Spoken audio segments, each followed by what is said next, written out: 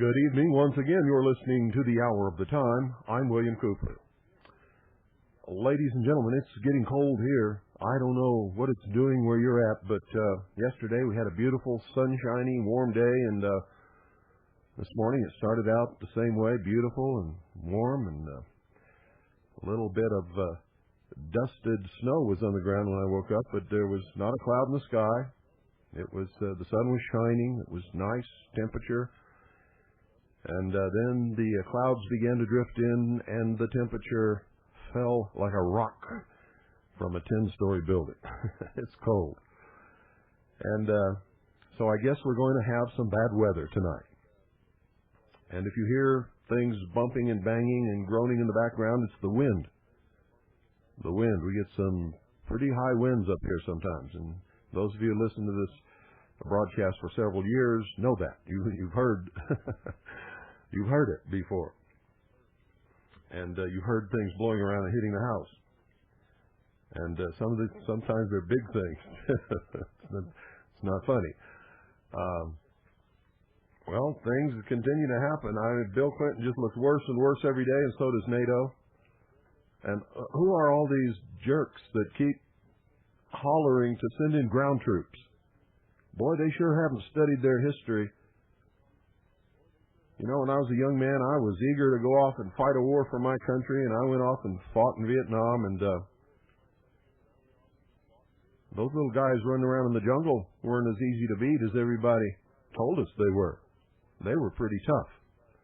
In fact, to this day, I have a tremendous respect for the Viet Cong and the North Vietnamese Army that opposed me in Vietnam. And I think if any of these people would stop to look at history, they'd think 3 or 4 times before they sent ground troops in to fight the Yugoslavian people. I don't think that's very smart at all. And they're on the verge of completing a pact with Russia for mutual defense. And if that passes, then Russia will be duty-bound to send troops to oppose NATO on the side of Yugoslavia. Yeltsin, who usually doesn't say much militarily and doesn't rattle any swords or anything like that, has threatened to retarget the Russian nuclear warheads against NATO and the United States, and has warned that we're on the verge of World War III, and nobody's listening to him. Of course, some obscure minister from the Russian government then denied that they were retargeting the missiles, but it doesn't make any difference. It only takes about 30 minutes to do it anyway. It's no big deal.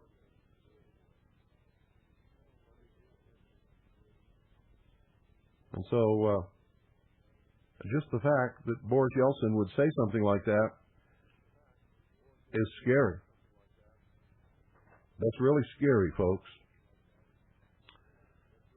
And the whole world appears to be turning against the United States of America, and I don't blame them one bit.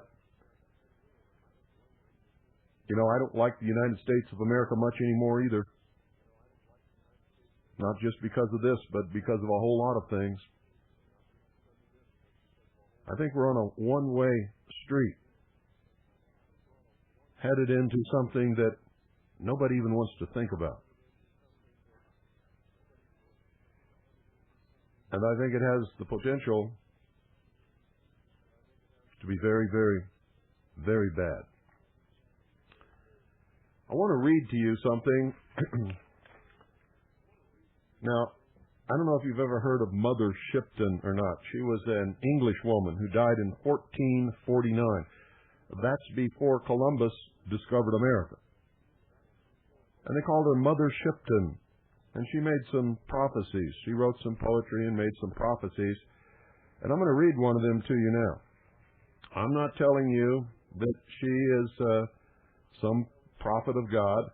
I'm not telling you that she knew what she was doing. She could have written this just by accident. She could have had a dream, or she could have had some kind of psychic vision that allowed her to really see into the future. I don't know the answer. But I will tell you this, when you hear this, it will send chills up your spine. It sent chills up my spine today at noon when Doyle brought this home. And I read it. And so I'm going to read it to you. I want you to listen very carefully. It's really spooky. Mother Shipton's prophecies. Mother Shipton was an English woman who died in 1449. Now listen carefully, folks. A carriage without horses shall go. Disaster filled the world with woe. In London, Primrose Hill shall be its center, hold a bishop's see. Around the world men's thoughts shall fly, quick as the twinkling of an eye. And waters shall great wonders do. How strange, and yet it shall come true. Then upside down the world shall be, and gold be found at root of tree. Through towering hills proud man shall ride. No horse nor ass move by his side. Beneath the water men shall walk, shall ride, shall sleep, and even talk. And in the air men shall be seen, in white, in black, as well as green. A great man then shall come and go, for prophecy declares it so. In water iron then shall float, as easy as a wooden boat. Gold shall be found in stream and stone, in land that is as yet unknown.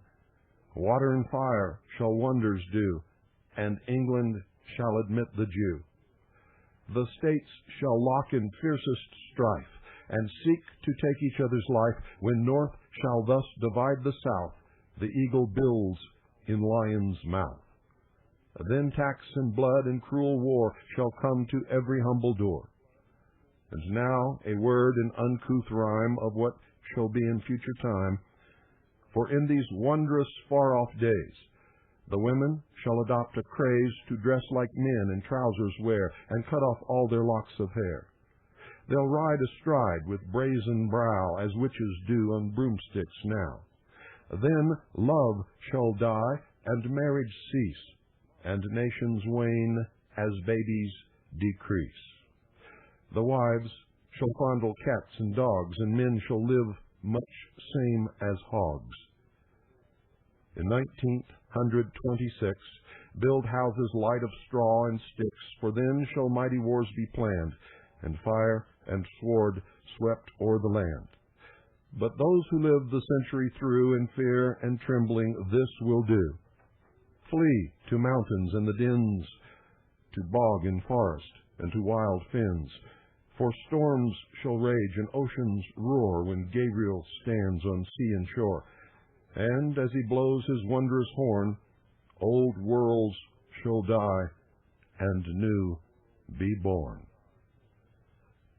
Isn't that spooky? She wrote that sometime in the 1400s. I would imagine she died in 1449. And she was known as Mother Shipton. I've read this before, many, many years ago. I've forgotten all about it. And I think there's a book out about Mother Shipton's prophecies, but I don't know what it is. Haven't seen it. Well, get pen and paper and get ready. Tonight, I'm going to tell you a little story.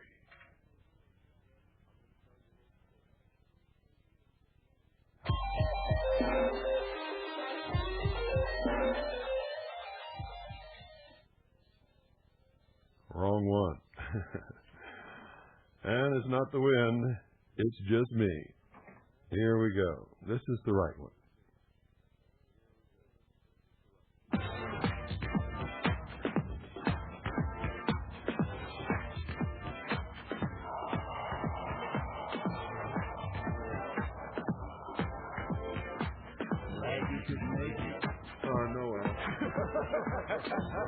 doing the show right now. Would you ask Sue to bring me some water, please? Thank you, baby.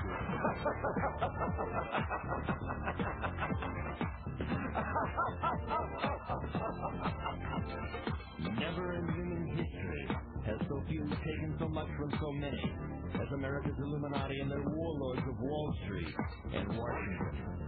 In just 8 years, these banksters and international government gangsters took us from the greatest creditor nation to the largest debtor nation on earth.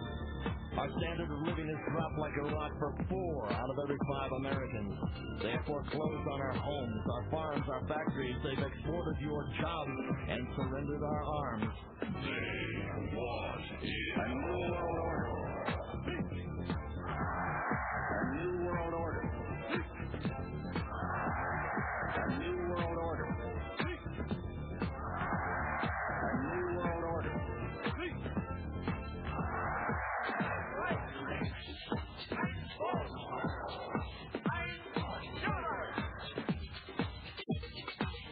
The Illuminati wants you to be a slave from birth to grave. The banksters own the Federal Reserve. It's private. They own it. It's neither federal nor a reserve. The cashiers make that fiat funny money stuff you call dollars for 2 pennies. They lend it back to us at full face value, then charge you interest. You get the debt. They get the interest. They get the gold. You get the shell. They want it. A new world order. A new world order. A new world order.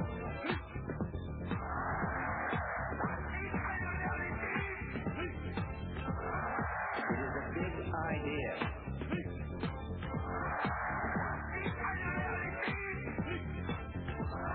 It is a big idea. A new world order.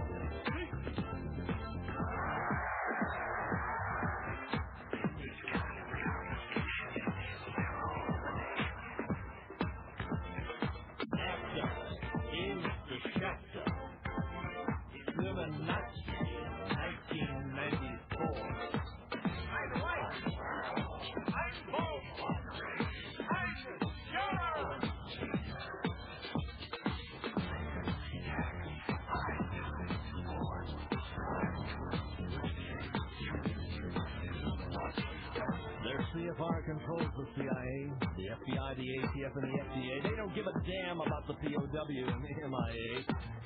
Hillary, Billary, Hitler, Marx, and Mao. They want a new world order. They want it all. And they want it now. This Illuminati imports the dope. They create the chaos. Bring us out. Crush our hope. They created AIDS. It's a designer disease to bring you down, to grovel on your knees. They want to vaccinate your child and give them the mark. They want to illuminate you and keep you in the dark. They want you to pay for it with plastic, surrender your soul. They want you under their thumb, under their control. They want it all. A new world order. A new world order. A new world order.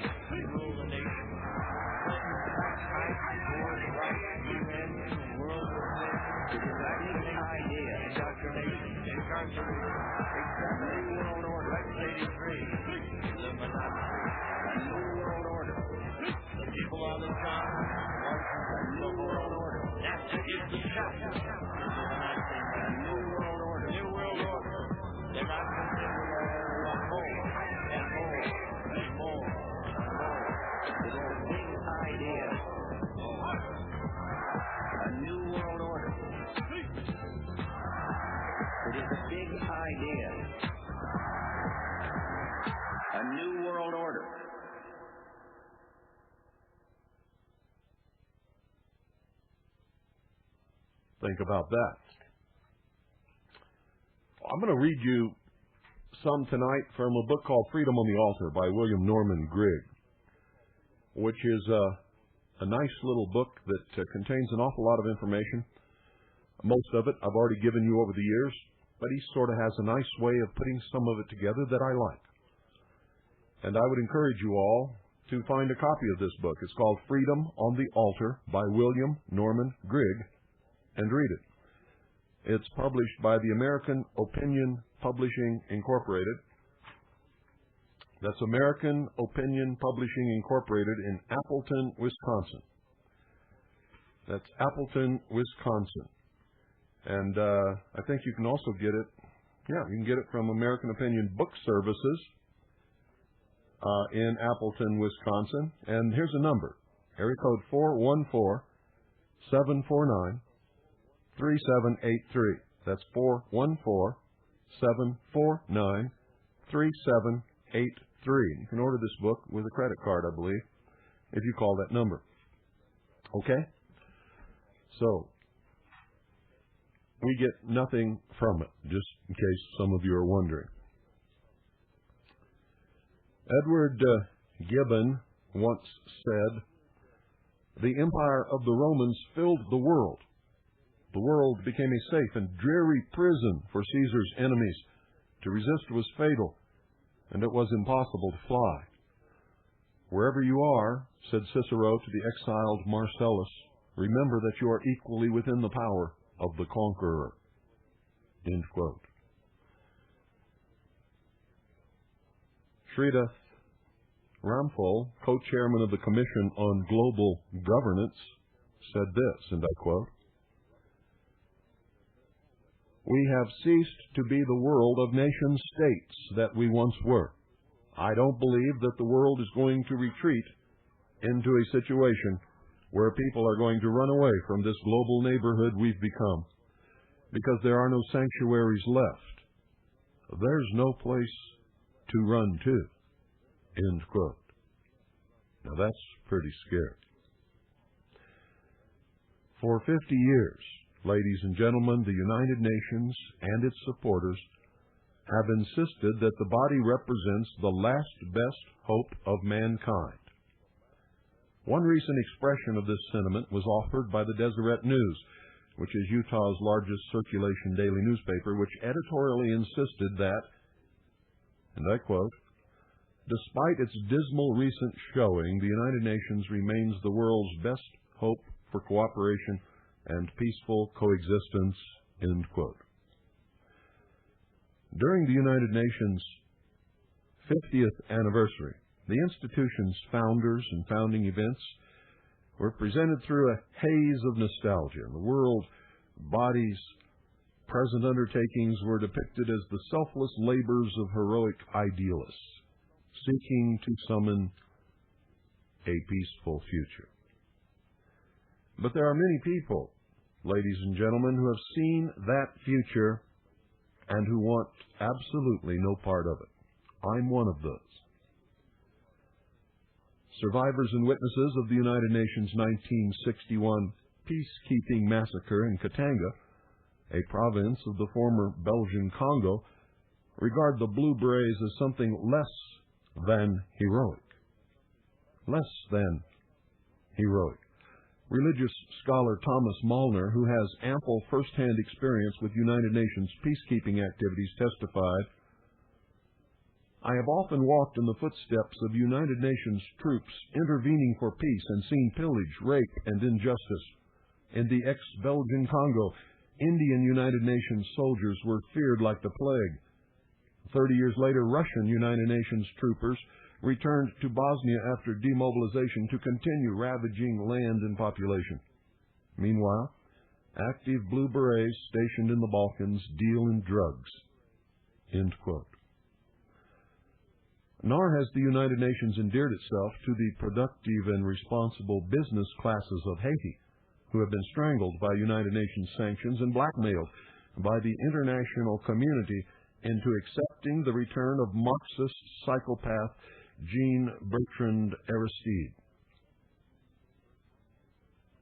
Although Americans are justifiably proud of the valor and skill of the American troops who fought in the 1991 Gulf War, it must not be forgotten, ladies and gentlemen, that the armed conflict with Saddam Hussein's forces was fought to empower the United Nations, not to protect American interests. Therefore, the Americans who perished in that war are numbered among the United Nations victims. Furthermore, the Iraqi civilians who remember the United Nations-supported terror bombing of Baghdad and the Iraqi children who have undergone hideous privations because of the United Nations post-war embargo, to say absolutely nothing of the hapless conscripts who served as cannon fodder for Saddam Hussein, are less than impressed with the United Nations humanitarian pretensions. The only real winners in the Gulf War were the curiously indestructible dictator Saddam Hussein, the United Nations, and all the people who make all the bombs and bullets and guns and munitions and landmines and artillery shells. Christian and Muslim pro-life activists who attended the 1994 International Conference on Population and Development in Egypt can testify of the colonialist condescension of United Nations officials. That condescension curdled into bitter anti-Catholic hostility when the Church attempted to moderate the anti-family elements of the Cairo program. Chinese women compelled to undergo compulsory abortion and sterilization under Red China's United Nations-supported population control program undoubtedly look upon the world body as something other than a family-friendly institution. And Tibetans, whose culture is being effaced from the earth by Red Chinese occupation forces, must be aware of the support which the Chinese Communist government is receiving through UNICEF, the United Nations Fund for Population Activities, and the United Nations Development Program. Africans also have reason to dispute the United Nations humanitarian pretensions. In 1994, United Nations peacekeeping troops in Mozambique purchased sexual favors from impoverished children. In 1988, the director of the Belgian UNICEF Committee, was convicted of participation in a child sex and prostitution ring. The organization's Brussels office was used to manufacture child pornography, much of it involving children of North African descent. Somalians recall that during the United Nations Operation Restore Hope, civilians were massacred indiscriminately by Pakistani peacekeepers. They may also recall the beating death of 16-year-old Shadain Aaron at the hands of a Canadian peacekeeping regiment which treated Somalians to scornful, racist abuse.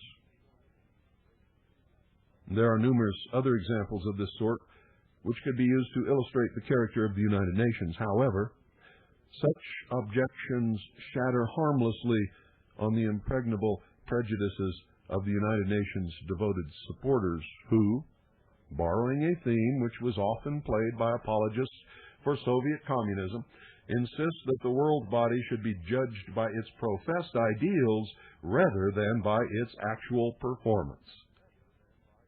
Defenders of a United Nations-administered New World Order insist that the triumph of their position is a historic inevitability. And many of them dismiss their opponents as deluded at best and psychologically infirm at worst. Those who defend the New World Order skate effortlessly across the surface of glistening cliches. You've heard them. After all, they contend, the nations of the world are inextricably interdependent. A true global culture has emerged that makes all of humanity the inhabitants of a common global village. We must recognize that problems such as pollution, crime, warfare, ethnic conflicts, poverty, and disease know no boundaries, and so on, and so on, and so on, and so on, and so on, ad nauseum. Others contend that the United Nations is a harmless distraction, a sign cure for the developed world's bureaucrats and a playpen for third world malcontents. And a variation of this argument was used by some members of the triumphant 1994 Republican majority. Representative Sonny Callahan, Republican from Alabama, chairman of the House Appropriations Subcommittee on Foreign Operations, insists that we have got to have some kind of international organization that we have a strong voice in.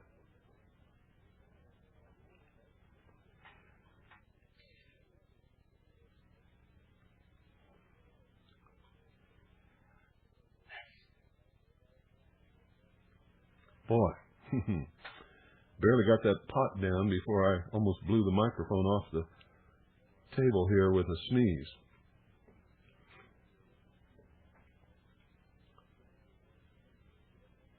Bud Nance, staff director for Senator Jesse Helms, Republican, North Carolina, sought to placate press concerns over his employer's conspicuous criticism of the United Nations. One of the real good reasons for the United Nations is to talk to each other. The United Nations keeps the little boys from fighting amongst themselves. It provides stability, he said. It is significant, I think, that the most common defense offered on behalf of the United Nations is that it is inconsequential. However, even if the depiction of the UN is the equivalent of a global coffee clutch were reliable, the body would remain a financial imposition upon American taxpayers and thus constitute a tangible offense. It is also untrue that the body offers a forum in which the peoples of the world can talk to each other. The body is a forum for governing elites, most of which remain almost entirely unaccountable to the peoples they supposedly represent. And remember, none of these representatives are elected by anybody. So much for the great global democracy.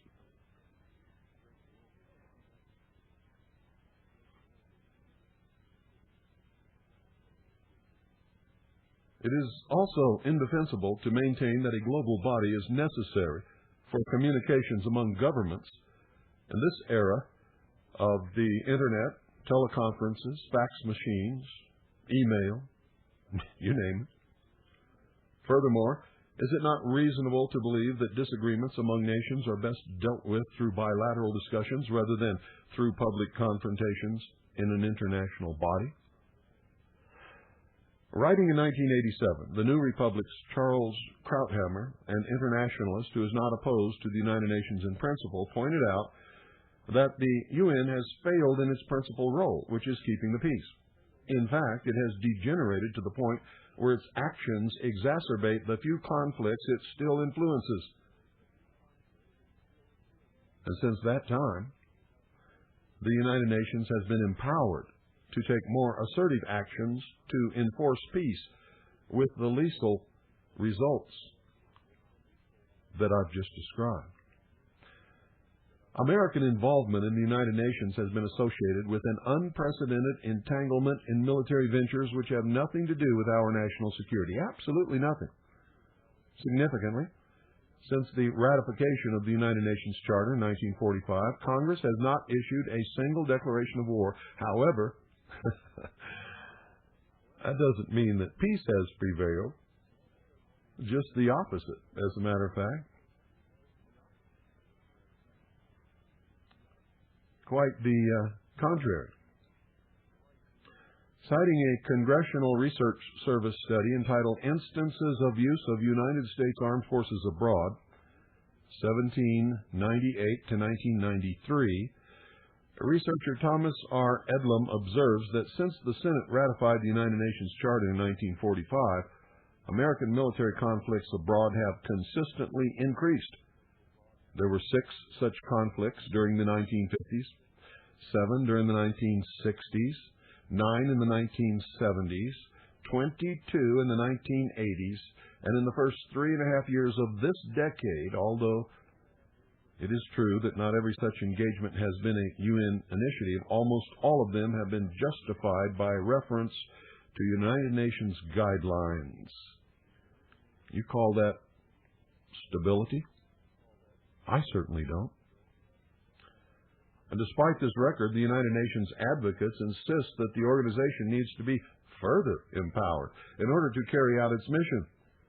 This reflects an old axiom of politics. You know what that is. When a government initiative fails, blame inadequate funding, not mistaken premises. Several working papers for UN reform in the body's 50-year anniversary have been proposed, and all of them envision an increased imposition upon overburdened American taxpayers and greatly enhanced powers for the organization. Sridhar Ramphal has presented a global human security blueprint on behalf of the Commission on Global Governments, co-chaired by Ramphal and socialist Ingvar Carlsson of Sweden. The Commission on Global Governance has presented 10 clusters of reform, which include, and listen very carefully, acceptance and evolution of the concept of planetary security, including mandates for custodianship of the global commons, which are the ocean, the atmosphere, and anything else the United Nations sees fit to designate as such, like biospheres. This custodianship would be exercised by the United Nations in cooperation with the international civil society, governing elites, tax-exempt foundations, and United Nations-associated non-governmental organizations known as NGOs. The establishment of an apex global economic body within the United Nations system, but reaching beyond governments in its functioning. Now, what Ramphal has referred to as a UN Economic Security Council, which would be able to raise global revenues for global purposes through international charges and taxes agreed upon and imposed by treaty. Another, and arguably even more audacious outline for United Nations reform is the Global Security Program, put forth by the Gorbachev Foundation. You remember Mikhail Gorbachev, an erstwhile Soviet dictator. He was. I never figured out how this guy became such a good guy all of a sudden. One minute he was a bad guy leading the evil empire. The next minute he was the world's greatest good guy. How did that happen? And they even gave him the oldest in-service army base left in America to play with, the Presidio, where he established the Gorbachev Foundation. All done illegally, I might add. An erstwhile Soviet dictator. He's also an unpunished mass murderer whose policies killed millions of innocent people in the Soviet Union, Latin America, Africa, and Asia. In other words, he's exactly the sort of person whose policy recommendations would find a receptive audience at the United Nations. When he barks, they all jump. Gorbachev's GSP calls for the disarmament of all nations, the strengthening of United Nations law enforcement authority, the involvement of United Nations officials in diversity initiatives and conflict resolution, the development of United Nations directed initiatives in history revision to revise incorrect or tendentious versions of the history of intergroup relations, and the creation of a United Nations General Assembly Commission for the prevention and resolution of conflicts. A 10 to 15 member elitist body, presumably composed of august personages like Gorbachev himself, which of course would keep a worldwide watch on potentially conflictual situations and supervise preventative intervention, just like we're doing right now in Yugoslavia. Now, let me ask you this. Why is a gangster like Mikhail Gorbachev given such moral credibility by the United Nations? Totalitarian thugs who have killed far fewer people and inflicted far less misery than Gorbachev have rightly perished in prison or on the gallows. So just what exactly is the mechanism whereby a proponent of a murderous, discredited ideology can achieve such influence upon the United Nations? That's a pretty good question, isn't it? How many of you think you could answer it? See, many Many decent and honorable people who observe the tenacity of collectivist ideas and programs can be heard giving voice to some variant of this frustrated remark. I've said this a lot of times. I've said it right here on the air. Why are intelligent people following policies which have been discredited, which have been proven do not work? Haven't we learned anything from the experience of modern totalitarianism? Well, why do some intelligent people pursue criminal enterprise in spite of the fact that crime is disreputable? The answer, ladies and gentlemen, of course, is that crime pays, either in a material sense or in the form of some psychological reward. Despite the fact that nobody seriously disputes the idea that criminal conspiracies exist, the idea of political conspiracies is just not acceptable. It's considered suspect at best. Yet politics, which is essentially the process of organized compulsion, should be rightfully considered the most fertile ground for conspiracy that has ever existed. In his work, The City of God, Augustine wrote, "Justice being taken away, then, what are kingdoms but great robberies?" And politics has historically been an exercise in collusion and conspiracy in which privileged insiders seek illicit advantage through the power of the state. Noted novelist Taylor Caldwell observed, "There is indeed a plot against the people, and probably always will be, for government has always been hostile to the governed. It is not a new story, and the conspirators and conspiracies have varied from era to era, but it was not until the era of the League of Just Men and Karl Marx that conspirators and conspiracies became one, with one aim, one objective, and one determination." End quote. And that determination was, and remains, the desire to create a global socialist order. Now listen to me very carefully. That determination was and remains the desire to create a global socialist order.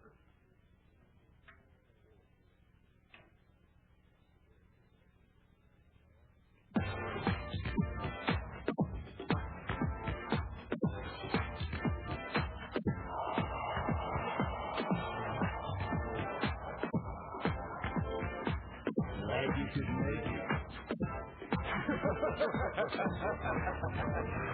Welcome to the new world order.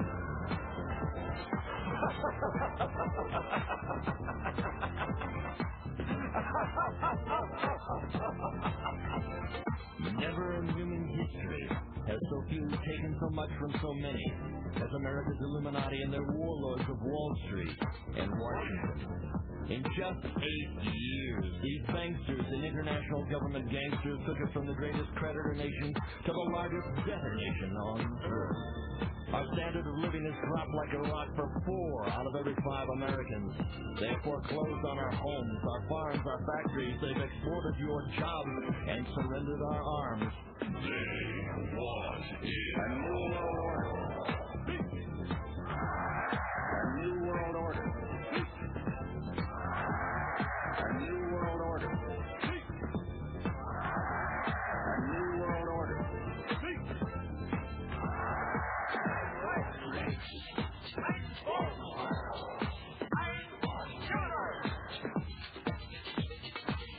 The Illuminati wants you to be a slave from birth to grave.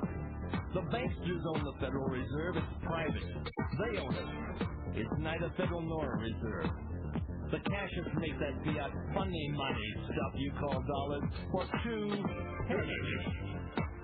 They lend it back to us at full face value, then charge you interest. You get the debt, they get the interest. They get the gold, you get the shaft. They want it. A new world order. A new world order. A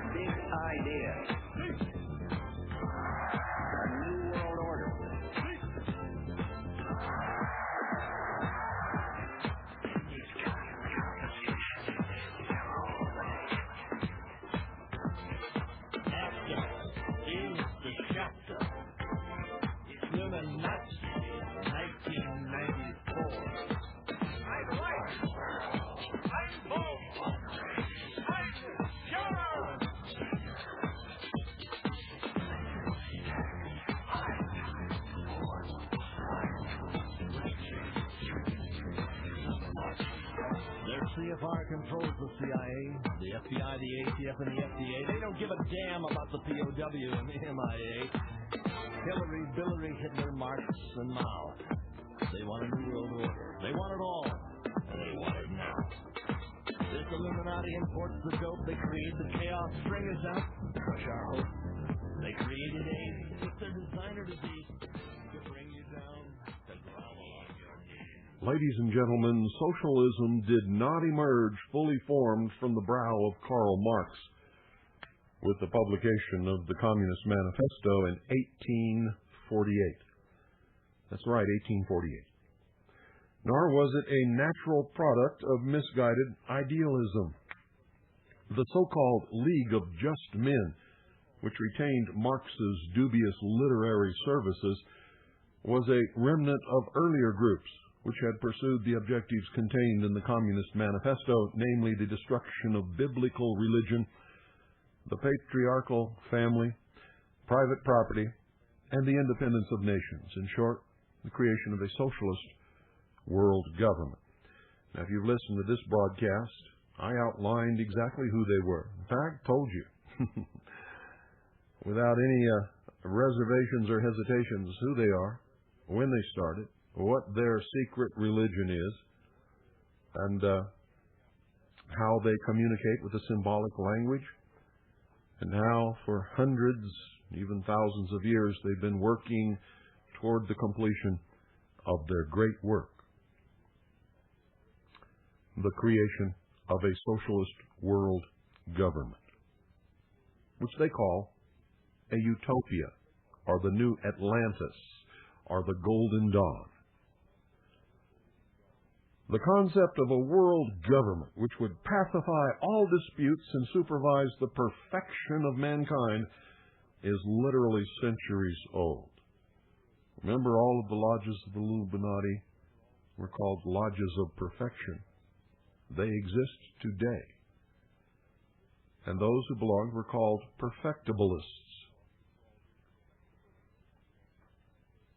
Arguably, the first modern thinker to reveal this project was an apostate French priest named Charles Irénée Castel, also known as Abbé de Saint-Pierre. And I'll refer to him as Saint Pierre. In 1712, Saint Pierre published a plan for perpetual peace, which could be considered the first recognizable draft for what is now called the New World Order.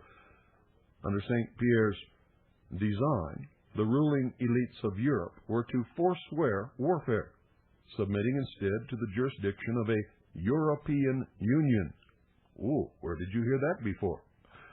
According to historians Will and Ariel Durant, which would be armed with force to compel the acceptance of its decisions. Exactly what NATO is doing now. Nor was Saint Pierre content merely to sketch out the architecture of a continental government. He also sought to extend the reach of the state into the lives of its subjects in order to remedy their defects.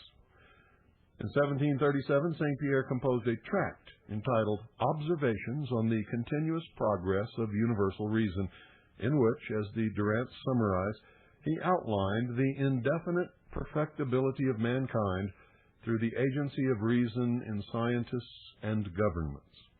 This was followed, in short order, by another pamphlet entitled A Project to Perfect the Governments of States, in which Saint Pierre suggested the creation of a special class of Platonic guardians, what the Durants called a political academy, taken from among the ranks of the most capable governing elites to act as an advisory body in matters of social or moral reform.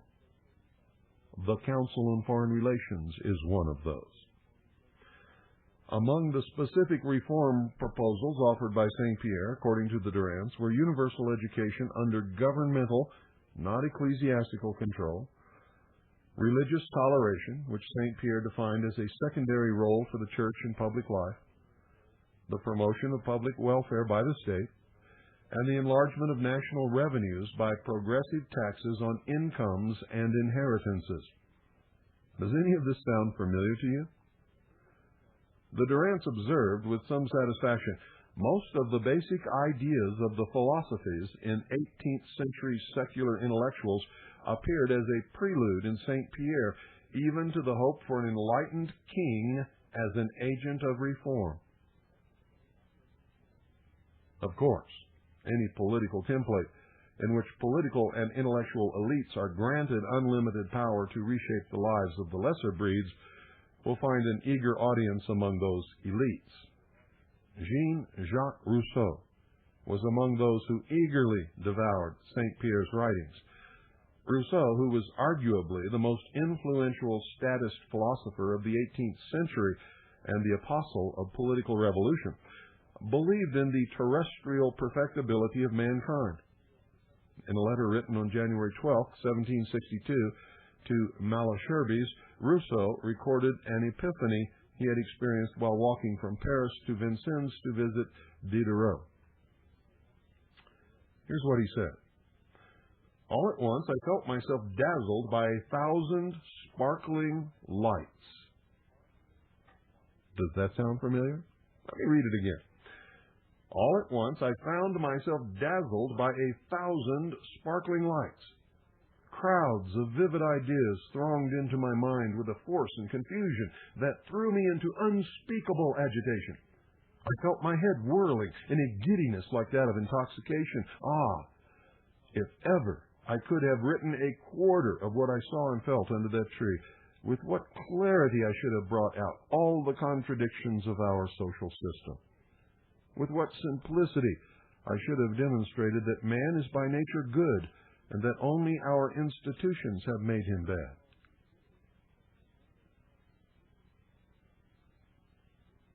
Now, this experience could be called the road to Damascus in reverse. Rather than being convinced of his sinful nature and need for divine redemption, Rousseau came to believe that he was by nature good and entitled to rearrange mankind's sinful institutions.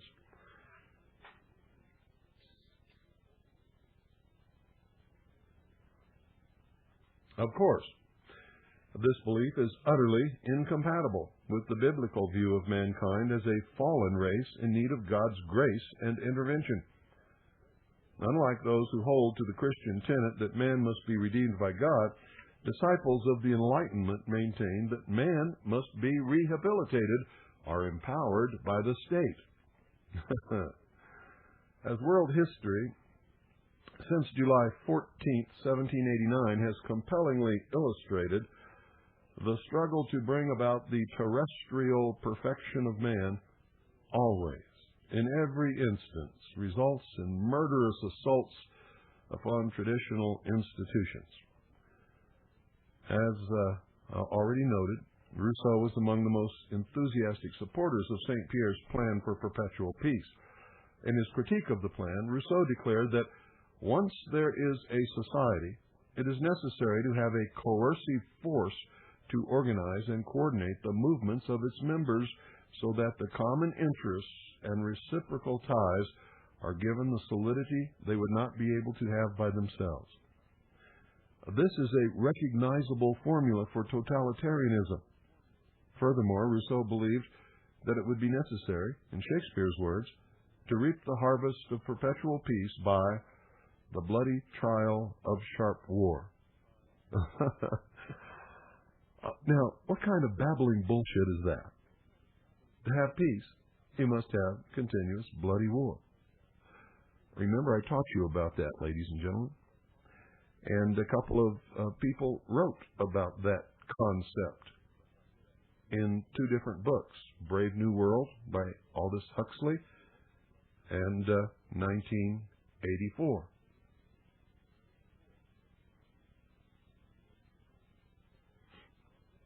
And if you haven't read them yet, you should.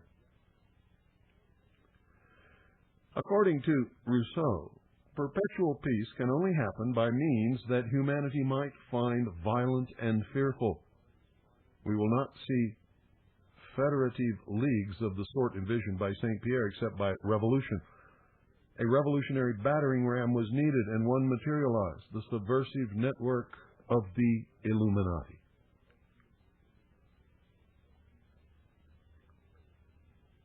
Now, the story of Illuminism is a familiar one to this audience because I have started at the very history, at the beginning of the dawn of man, and taken you all through the centuries of their manipulations of the human race, right up to the present time. It's a familiar story.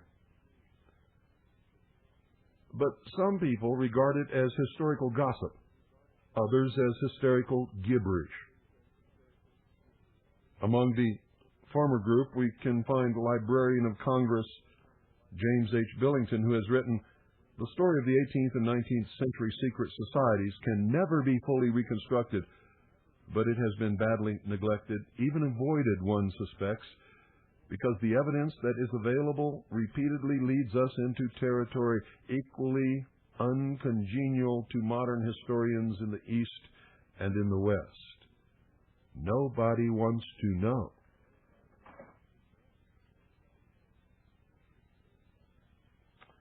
Billington has documented that it is from Romantic occultism in general and Bavarian Illuminism in particular that the modern revolutionary tradition, as it came to be internationalized under Napoleon and the Restoration, descends. See, he reached the same conclusion that I did in all of my years of research. He's a librarian at the Library of Congress. He has access to books I will never see in my entire life.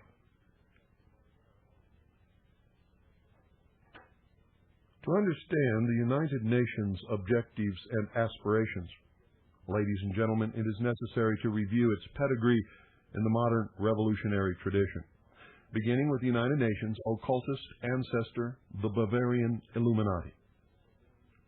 The Durants offer a concise description of the origins of the Illuminati. In 1776, Adam Weishaupt, professor of canon law at Ingolstadt, organized a secret society, which he called Perfectibilisten, but which later took on the old name of Illuminati.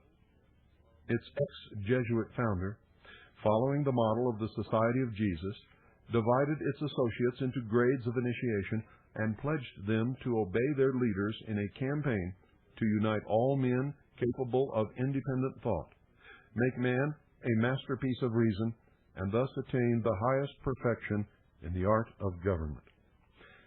Now, it's wrong, ladies and gentlemen, to believe that Adam Weishaupt was responsible for the formation of the Illuminati in 1776. He was responsible for the formation of the Bavarian Illuminati, and it's notable that he was a Jesuit priest, a professor of canon law at Ingolstadt University, because the Jesuit order was founded, ladies and gentlemen, by Ignatius Loyola,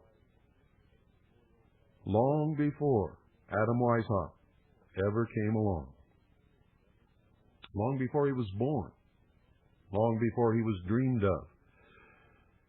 You see, during the Inquisition, there was a branch of the Illuminati in Spain known as the Alumbrados. Ignatius Loyola was the head of the Alumbrados, which means, in Spanish, the illumined ones, or the Illuminati. He was indicted and arrested by the Inquisition. He was questioned, grilled, if you will, and threatened with torture and even death. He used his considerable influence as a member of the Illuminati to gain an audience with the Pope. He crawled in on his hands and knees. He walked out the first Inspector General, the Black Pope, the man who organized and created the Jesuit order, as just another branch of the Illuminati. I don't know what he told the Pope. He must have promised him something, because instead of having him tortured and burned at the stake for heresy, he became either the right or the left hand of the Pope. I'm not sure which it was. But even today you will find Jesuit priests in South America teaching liberation theology, which is nothing more than Marxist socialism with a crucifix. Whatever the hell that means. But it's dangerous, extremely dangerous, as all of these secret organizations and secret powers are, and always will be. Dangerous. Very, very dangerous. The Illuminati's platform, ladies and gentlemen, called for, among other things, the abolition of private property, the abolition of patriotism, abolition of the family, and abolition of all existing religions. One commentator sympathetic to the Illuminati explains that the teachings of the Illuminati hold that all is material, that all religions are human invention, that God is man, and man is God, and the world is his. That is, man's kingdom. Thus, man's perfection would be supervised by other men, the illuminated ones who are supposedly destined to preside over human evolution. Now, at the time of the founding of the Bavarian Illuminati by Adam Weishaupt, its doctrines had been well established and expounded by anti-Christian intellectuals such as Rousseau, Diderot, Voltaire, d'Alembert, and others who are known collectively in history as illumines, philosophes, and encyclopedists. Now, although they were given to quarrels among themselves, in particular Rousseau and Voltaire, they enjoyed a quite interesting and memorable feud, which is interesting reading in itself. This group of elitists shared a common goal: the destruction of Christian society and the creation of a new society under the direction of enlightened, that is, illuminated despots. In outlook, Weishaupt's society was the distillate of the anti-Christian worldview championed by the philosophies. Charles William Heckenthorne, a 19th century historian of esoteric and occultic groups, pointed out that Weishaupt used the hierarchical structure of his society to winnow out potential rebels. If a candidate was found unreliable, records Heckenthorne, he was not allowed to go beyond the preliminary degrees of Illuminism. However, if he proved an apt scholar, he was gradually initiated into the latter degrees, where all that he had been taught before was overthrown, and radical and deistic theories and plans were unfolded. And thus, it was at its highest degrees that the revolutionary character of Illuminism was revealed, and initiates were placed under covenant to carry out the wishes of the order, as the society referred to itself and still does. Reports Heckenthorne, according to statements found in the writings of Weishaupt, the Magus degree was to be founded on the principles of philosopher Benedict de Spinoza, showing all to be material, God and the world one, and all religions human inventions. Furthermore, at the Rex degree, existing social structures would have to be abolished, and the world would have to be remade. You're listening to WBCQ, Monticello, Maine, USA. This is the Hour of the Time. I'm William Cooper.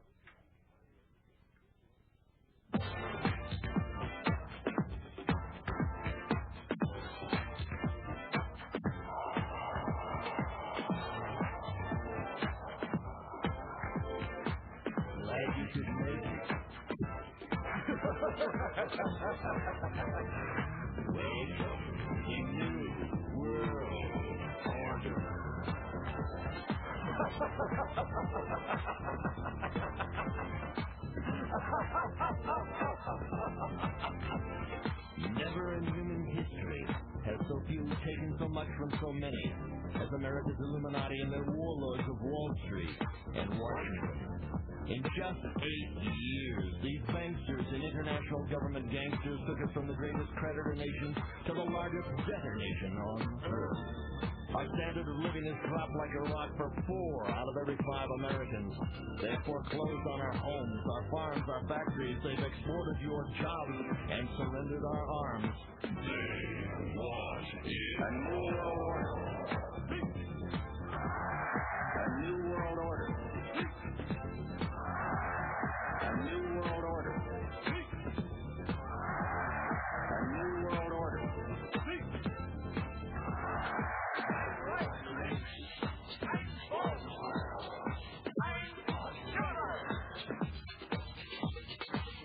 The Illuminati wants you to be a slave from birth to grave. The banksters own the Federal Reserve. It's private. They own it. It's neither federal nor a reserve. The cashiers make that fiat funny money stuff you call dollars for 2 pennies. They lend it back to us at full face value. Then charge you interest. You get the debt. They get the interest. They get the gold. You get the shell. They want it. A new world order. A new world order. A new world order.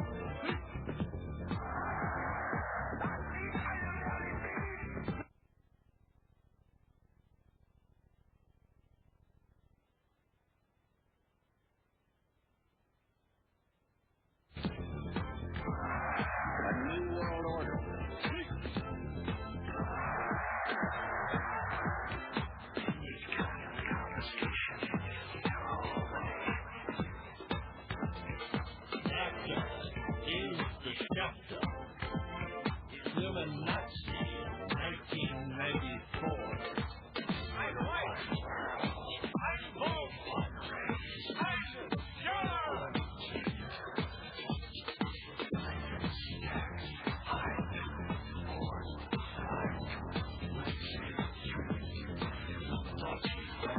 CFR controls the CIA, the FBI, the ATF, and the FDA. They don't give a damn about the POW and the MIA.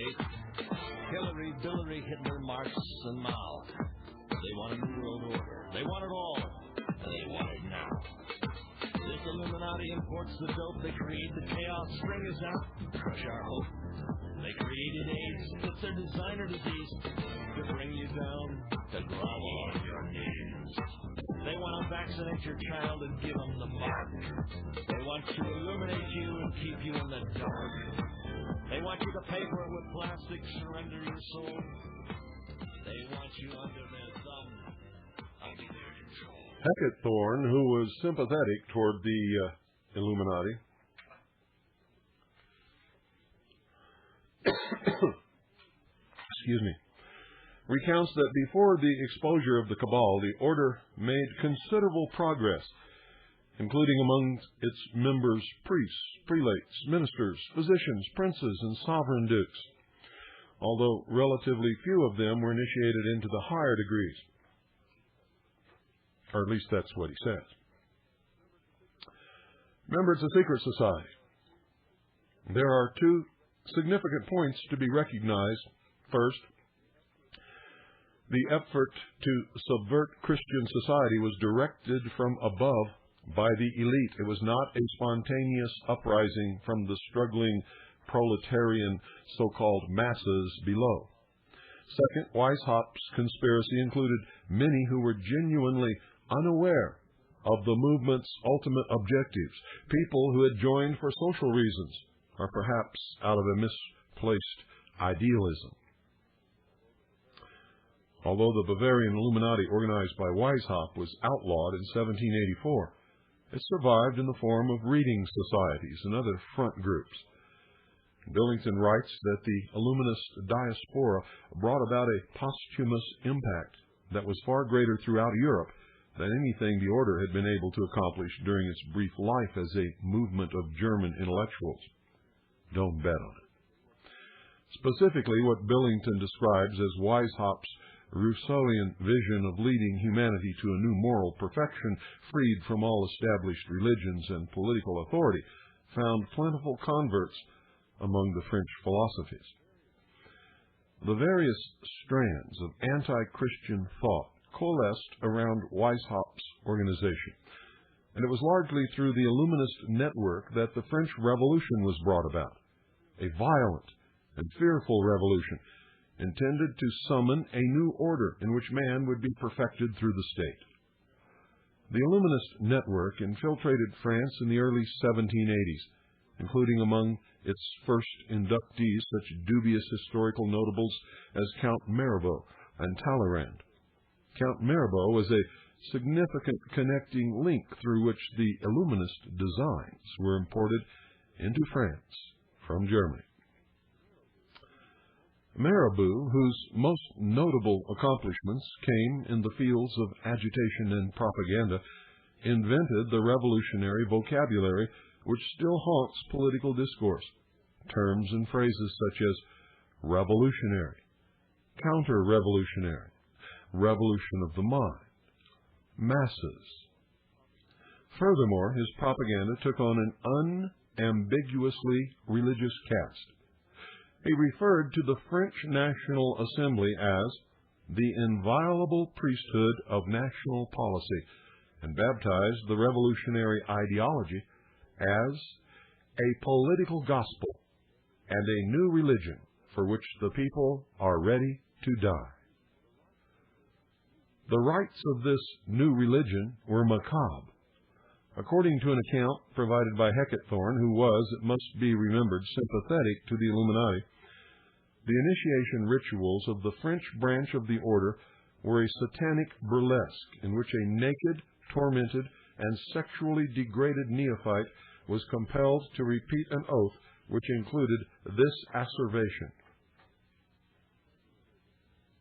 I should say this asseveration. Let me read that again so that there's no mistake. The rites of this new religion were macabre, according to an account provided by Hecketthorn, who was, it must be remembered, sympathetic to the Illuminati.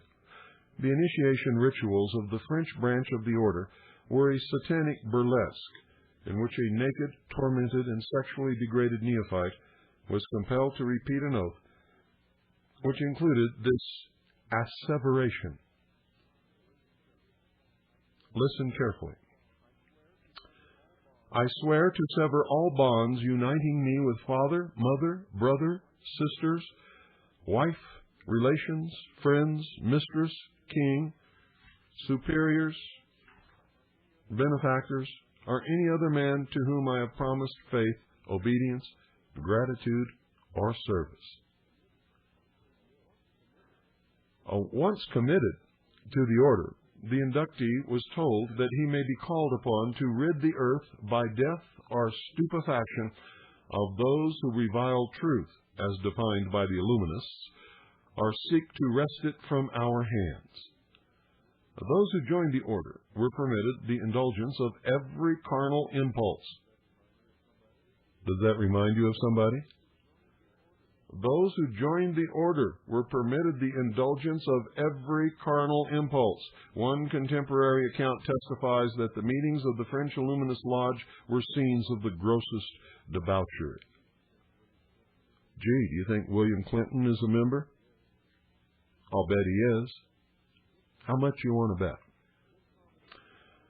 This combination of political conspiracy and moral debauchery throve at the Palais Royal between the years 1788 and 1792 under the supervision of Philip, the Duke of Orleans, an Illuminist who was the king's cousin.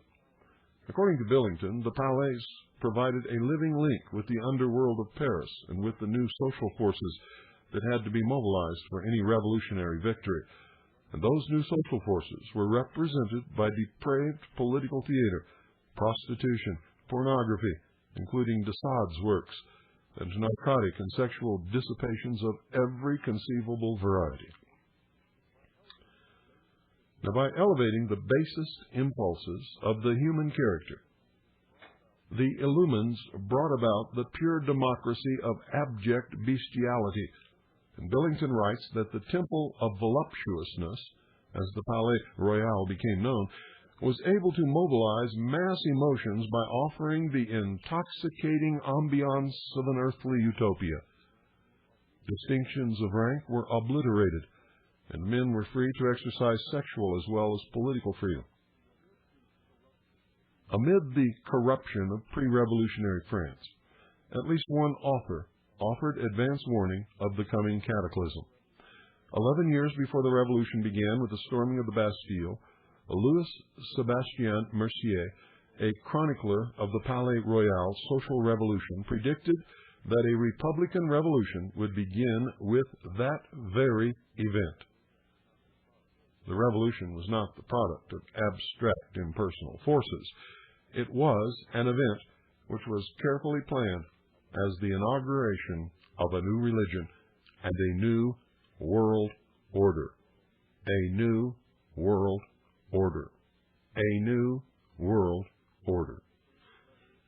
And that the French Revolution was the product of a malignant design was recognized by Lord Acton in his Lectures on the French Revolution, where he said this, and I quote, "The appalling thing in the French Revolution is not the tumult, but the design. Through all the fire and smoke we perceive the evidence of calculating organization. The managers remain studiously concealed and masked, but there is no doubt about their presence from the first." As de Tocqueville and others would later observe, the French Revolution was perhaps the first political revolution without borders, a global crusade on behalf of a messianic political idea. Many Americans of the era, including some of the most notable figures of the founding generation, were aware of Illuminism and the threat it posed to freedom.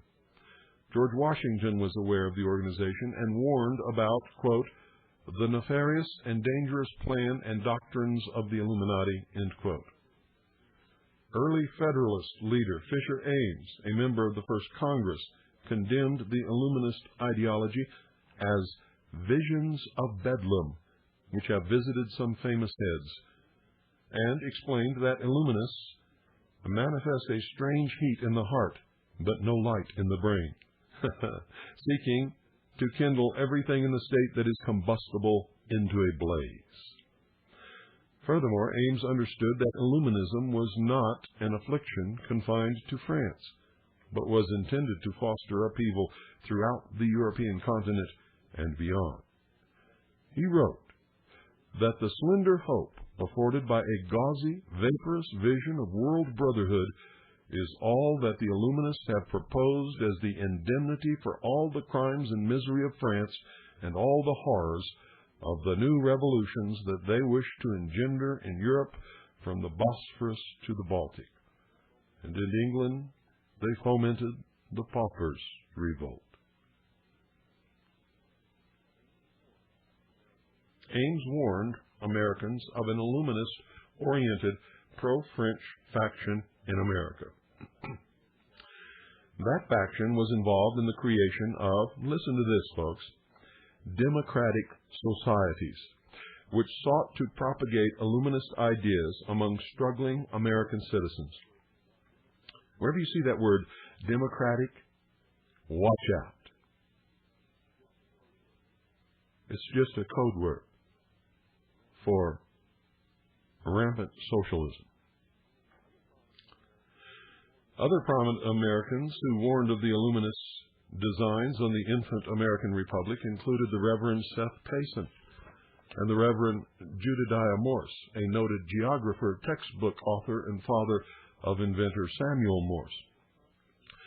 But America's constitutional foundations held firm because they were set in the bedrock of sound principles. Perhaps the most incisive critique of the Rousseauist Illuminist design for perpetual peace was that written by James Madison and published in the National Gazette on February 2, 1792. Madison summarized Rousseau's plan as a scheme to create a confederation of sovereigns under a council of deputies for the double purpose of arbitrating external controversies among nations and of guaranteeing their respective governments against internal revolutions. He pointed out that the plan would perpetuate arbitrary power wherever it existed. In addition, it would extinguish the hope of one day seeing an end of oppression and cut off the only source of consolation remaining to the oppressed. For those who sought an end to the scourge of war, Madison prescribed the American constitutional formula: compel the government to protect the rights and interests of the people. Were all nations to follow the example set forth in the United States Constitution, Madison proclaimed, the reward would be doubled to each. It is the embrace of true Republican principles, according to Madison, that is the only hope of universal and perpetual peace.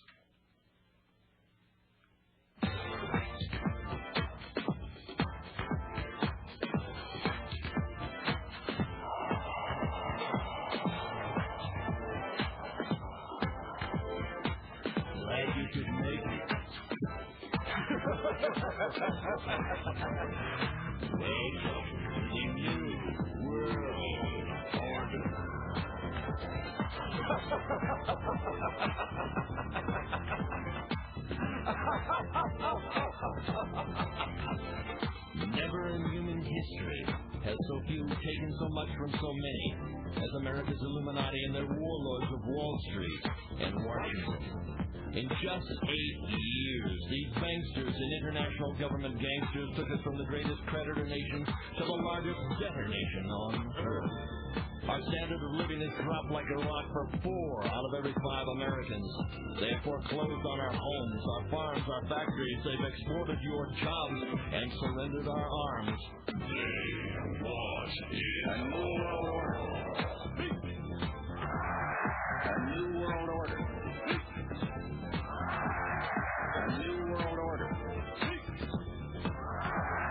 A new world order.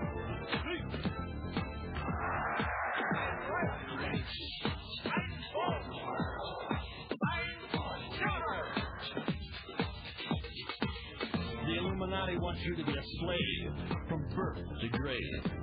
The banksters own the Federal Reserve. It's private. They own it. It's neither federal nor a reserve. The cashists make that fiat funny money stuff you call dollars for 2 pennies. They lend it back to us at full face value, then charge you interest. You get the debt. They get the interest. They get the gold. You get the check. They want is A new world order. A new world order. A new world order.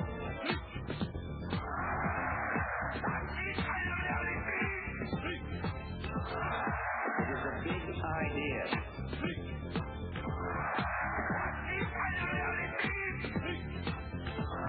It is a big idea. A new world order.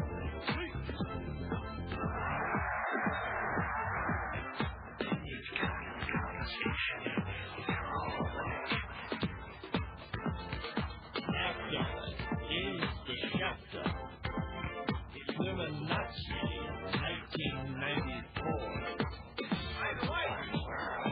I'm home. I'm John.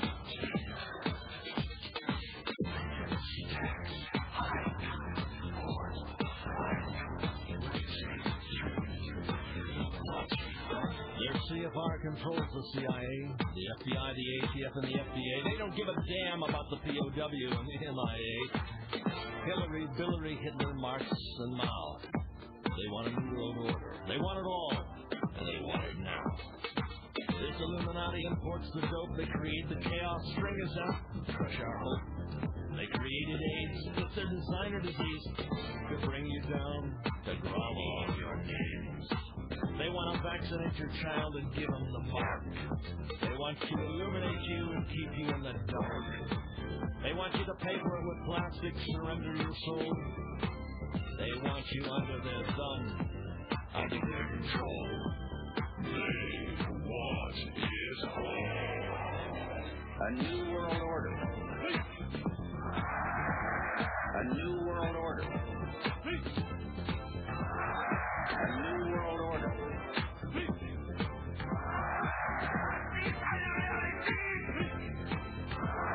It is a big idea to rule the nation. UN, world religion. It is a big idea. Indoctrination, incarceration, a new world order. Crusade free. Illuminati. A new world order. The people on the job. A new world order. Now is the shot. A new world order. New world order.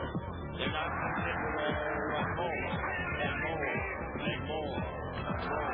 It is a big idea. A new world order. It is a big idea. Yeah, well, just how big is it? A new world order. That big. Okay, I see. Phones are open, 520-333-4578. Hope that has opened your eyes a little. Those of you who have been listening to this broadcast for years, you've known all of that all this time. Those of you who have the Mystery Babylon tapes, you've got the whole story in your hands. 520-333-4578 is the number. Open topic tonight. You can talk about whatever you want. I don't care what it is. Just be polite and intelligent. That's all I ask. Good evening. You're on the air. Good evening, Bill. How are you doing this evening? Pretty good. Great, great. Open topic tonight. Yep. I just wanted to let you know, have you ever seen the movie The Truman Show? Yes, I did. What did you think of that? I thought it was extremely interesting. The entire concept was incredible. I don't know how he lived so long without catching on to what was going on long before that. But it was entertaining and it was interesting, and it demonstrated very well the willingness of people not only be manipulated but to manipulate. I think what I saw in that movie, and I don't know if it's just in my imagination, but there was too many parts in that movie that really led along to the fact that, say, Jim Carrey was the star. He portrayed perhaps the person that is finding out through the symbolism and all about things like the Illuminati. And if you really watch that movie closely, there's actually symbols in there with the pyramid with the eye. Oh yeah. On some of those buildings, and I think that's what they were trying to put across in that movie, but I don't think many people got that. Well, it's too bad. It's like that movie They Live. Did you see that? No, I didn't. You should see it. Go down and rent it. It's called They Live, and just watch that movie. And I can't understand how so many people can watch that movie and not begin to look around them and see some things that they never saw before.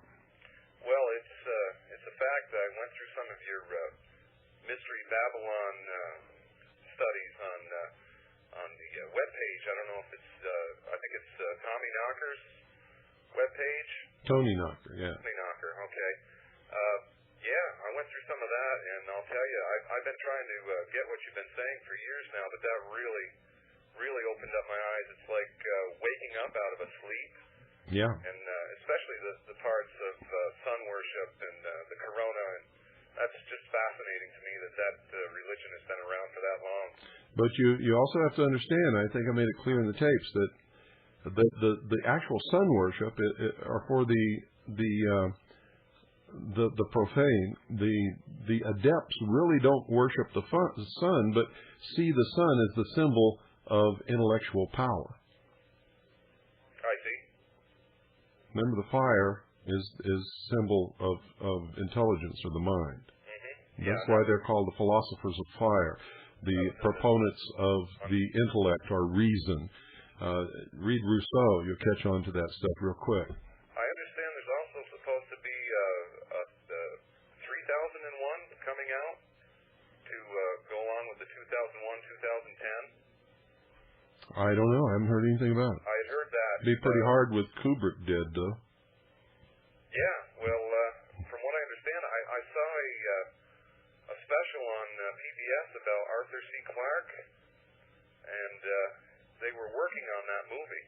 There's supposed to be another sequel to the first two. No, I haven't heard that. And wouldn't you know it, just as you had Clarke pegged for a Mason, in this interview, you could actually see he was driving in his car doing an interview, and he had the Masonic emblem hanging off his rear view mirror. Yeah, see?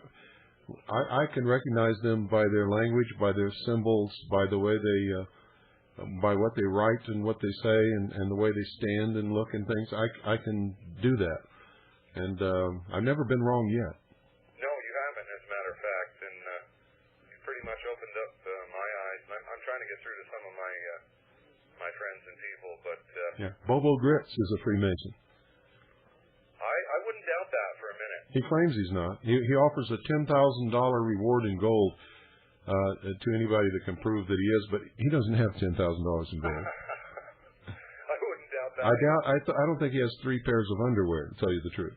What's the story with his deal he's got going, Almost Heaven? Is that legitimate, or is that go up there and talk to those people who live there. They'll tell you real quick. Oh yeah, I hear they're not there for long. No, they're not. They can't get clear titles to their property. Nothing. It's a mess. Total mess. Very unhappy people.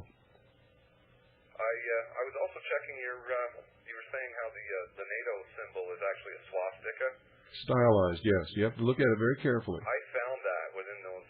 It's very easy. If you look at it very carefully, you'll see the swastika. It's right there. That's absolutely amazing. Now, in all the encyclopedias of Freemasonry, all of them, every single one of them, even the dictionaries of Freemasonry that are written for Freemasons, by Freemasons, there's only one cross in those books. Guess what it is?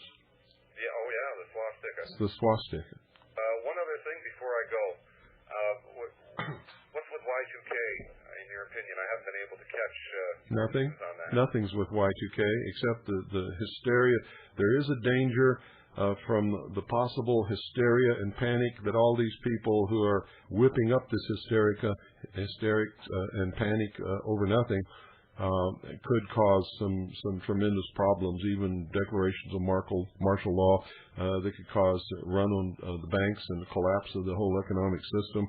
But Y2K itself, nah. Is it a hoax for them It's not a hoax. Y2K is a technical problem that's being solved. Most of it has been solved.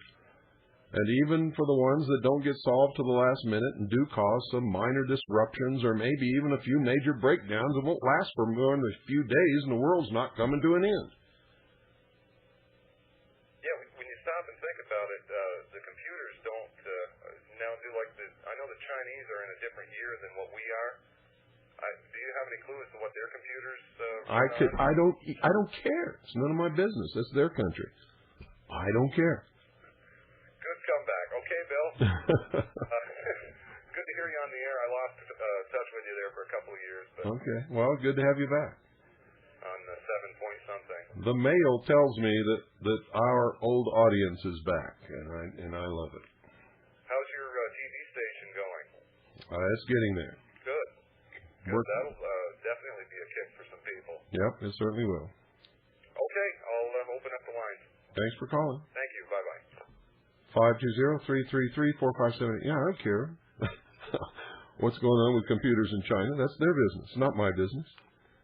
And from what I know about the Chinese people, they've probably got it all taken care of already. Good evening. You're on the air. Yeah, Bill, does Steve Jacobs, is it Jacobson that has that music you've been playing, is that available in like the singles form that I could send down to my local radio station and see if I can get him to play that?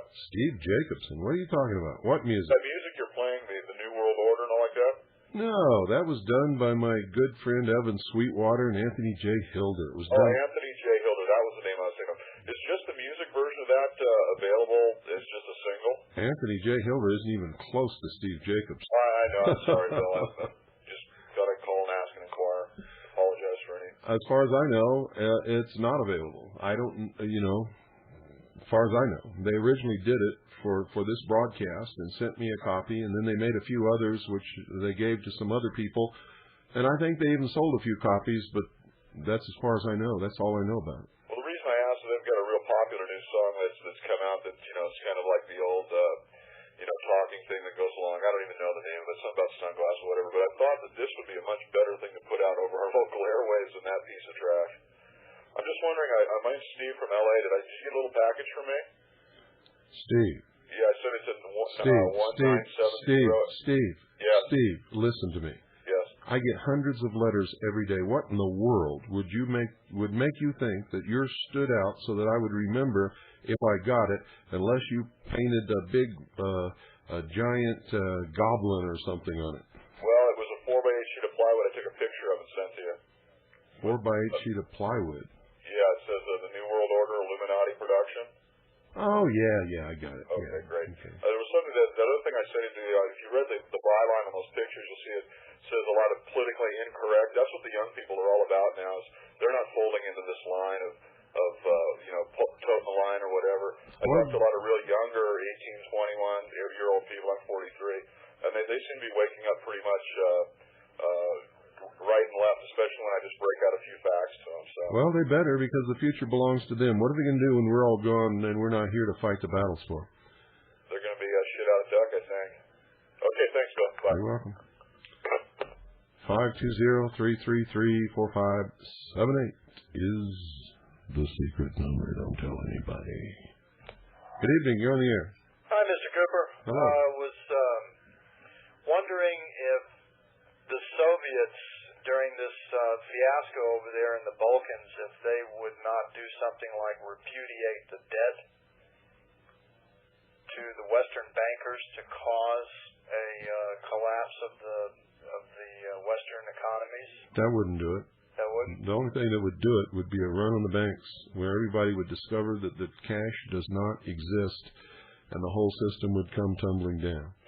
Because if they repudiate the debt, all they got to do is create more money with a bookkeeping entry. That doesn't hurt them. This is a debt-based system. Right. It's no big deal. The money didn't exist before it was loaned, so it's not going to hurt anybody if it's not paid back. The only thing that can hurt this kind of a system, which is backed by nothing, is a run on the banks. That's why this Y2K thing is dangerous.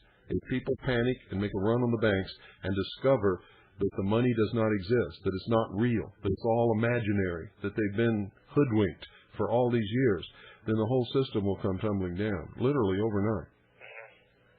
Do you think gold will be worth anything at that time? Gold is always worth something all the time, and I'm not going to tell you what you need to invest in. You have to use your own brain to figure that out. Well, as in the past when I had invested in gold and when I needed it for emergencies and had sold it, it was sold. The only people that could buy it were the numismatic dealers in the area. And, of course, you have to submit all this information to them. And then here come along about a year or so later, and the IRS is knocking on my door and you charge me capital gains tax. You did it all wrong. Yeah. You didn't know what you were doing. You didn't have to do it that way. Yeah. There's lots of different ways to do it. Well, that was the only way at the time I knew. No, it wasn't. It's the only way that you knew to do it. Right. But it's not the only way to do it.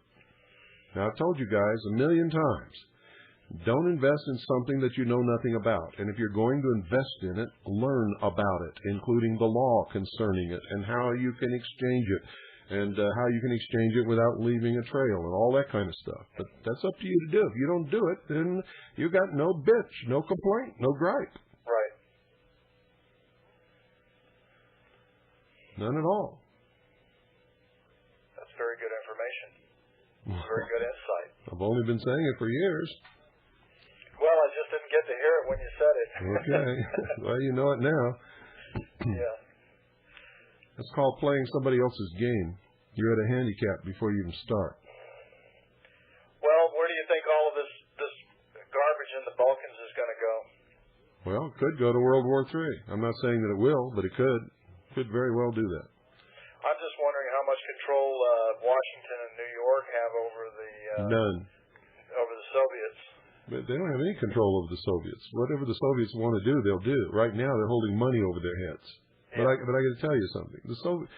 And it's not the Soviets anyway. Actually, it is. They're still linked together in that network. The old apparatchik is still in power. Yeah, but they know that the whole collapse of the Soviet Union was not caused by an economic collapse or anything like that.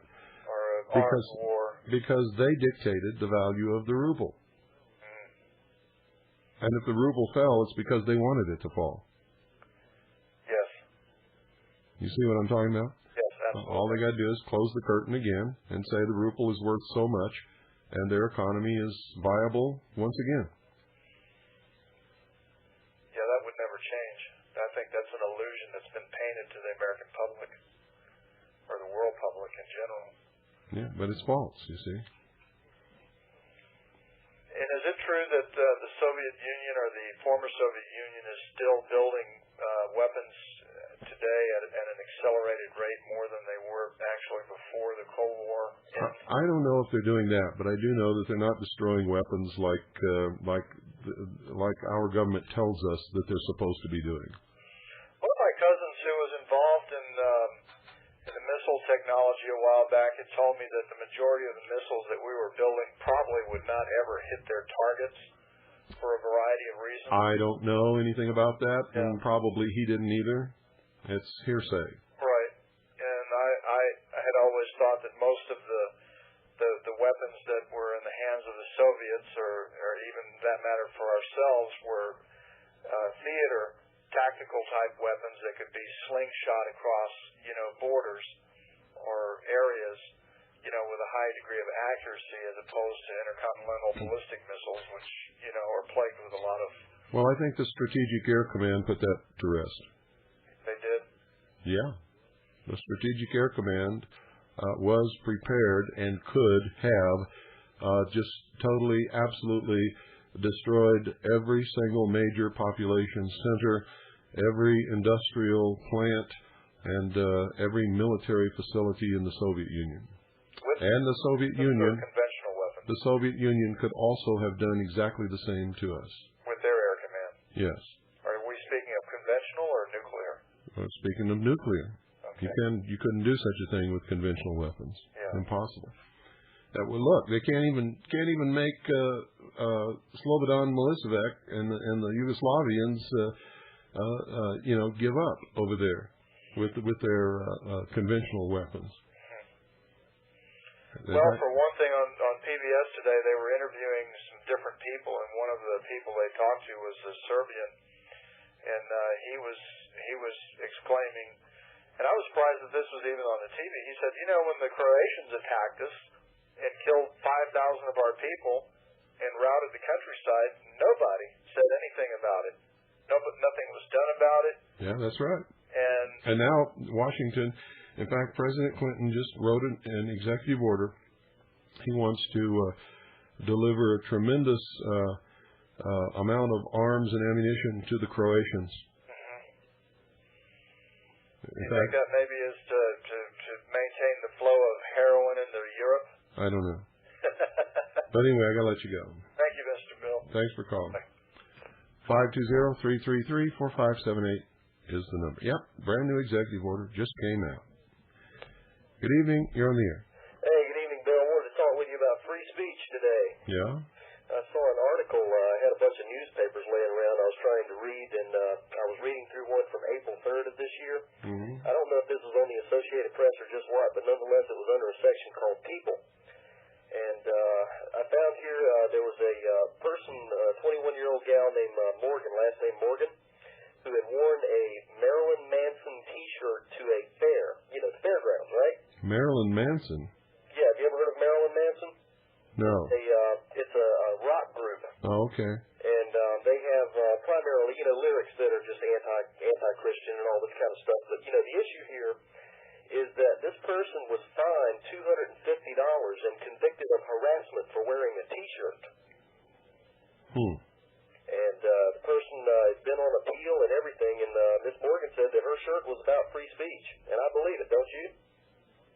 I don't know. I can't get in her mind. I don't know why she read it. She might have. I don't know why she wore it. She might have wore it to insult people. I don't know. But people shouldn't. People shouldn't. Hey! Yeah, I'm sorry. Don't interrupt me on my own broadcast. I'm sorry. Go ahead, sir. The people should not be being arrested and tried for wearing T-shirts. I don't think so either.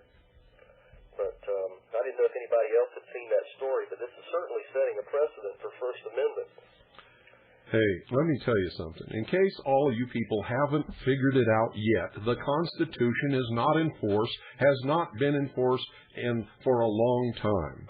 They pretend like it is once in a while, just so all the sheeple don't get bent out of shape.